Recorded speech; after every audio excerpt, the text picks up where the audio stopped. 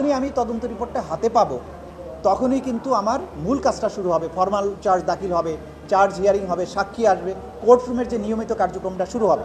কিন্তু এইটা আমি করতে পারবো না যতক্ষণ তদন্ত সংস্থা আমাকে রিপোর্টটা না দেবে। তদন্ত সংস্থা একটা স্বাধীন সংগঠন, তারা স্বাধীনভাবে তদন্ত করেন। সে কারণে তদন্ত সংস্থার রিপোর্ট প্রাপ্তির জন্য আমাদের অপেক্ষা করতে হচ্ছে। পাওয়া মাত্র আপনারা দেখবেন প্রসিকিউশন কিভাবে তার দায়িত্ব পালন করে। ইনশাল্লাহ সেটা ঈদের পর থেকে দৃশ্যমান হবে। চানখারপুলে কিন্তু শহীদ আনাসকে হত্যা করার ঘটনাটা এর মামলার মধ্যে সম্পৃক্ত, যে মায়ের কাছ থেকে অনুমতি না নিয়ে পালিয়ে এসে আন্দোলনে যোগ দিয়েছিল এবং একটা চিঠি লিখে এসেছিল, হৃদয়স্পর্শী চিঠি।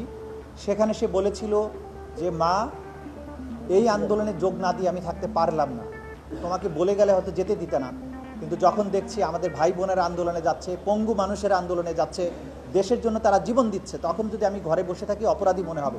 তাই তোমাকে না জানিয়ে আন্দোলনে গেলাম, আমি যদি ফিরে না আসি তাহলে মনে করবে তোমার ছেলে দেশের জন্য জীবন দিয়েছে। এবং সে বলেছে যে জীবনের সব অপরাধের জন্য ক্ষমা চাই।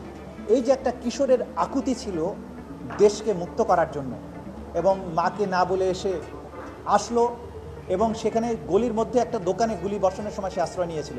সেখানে গিয়ে ঠান্ডা মাথায় তাকে গুলি করে হত্যা করা হয় এবং যে গুলি করেছে তাকে আইডেন্টিফাই করা হয়েছে, তাকে গ্রেপ্তারও করা হয়েছে।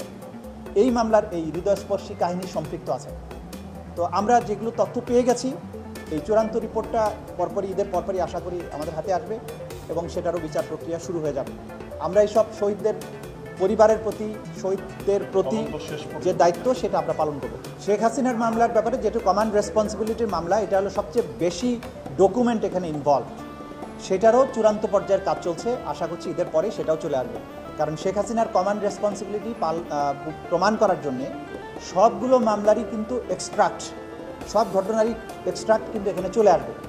এর বাইরে যে সেন্ট্রাল তার যে সমস্ত ব্যাপার স্যাপার ছিল সেগুলো এখানে আসবে। সুতরাং এটা অনেক বড় মামলা, সেই জন্য এটা একটু বেশি সময় লাগছে, বাট এটাও আমরা আশা করছি ঈদের পরপরই এটাও চলে আসবে।